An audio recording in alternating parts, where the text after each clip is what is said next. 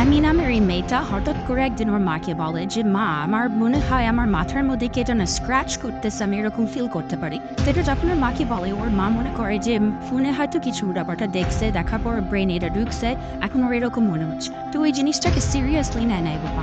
কয়েকদিন পরে সেম কথাটা আবার আমি ওর মাকে বলি, তারপরে ওর মা সিরিয়াসলি নেয় নাই। এরপরে আবার কিছুদিন পরে সেম কথাটা আমি ওর মাকে বলে, তখন ওর মার মনে হয় যে না, এটা আসলে সিরিয়াস কিছু হতে পারে, কারণ একই কথা ও বারবার বারবার কেন বলবে। আমি মা ওকে নিয়ে ডক্টরের কাছে যাই।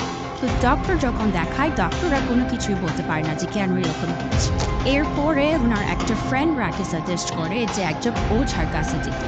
তো মা যখন ওঝার কাছে যায়, তখন ওঝা বলে যে আপনার মেয়ের উপরে ব্ল্যাক ম্যাজিক করা হয়েছে, এবং যে গাছের নিচে পুতুলটা আছে, যে পুতুলটা দিয়ে ওনার মেয়ের উপরে ব্ল্যাক ম্যাজিক করা হয়েছে, ওই পুতুলটা পুরাই দিতে হবে, না হলে এটা ঠিক হবে।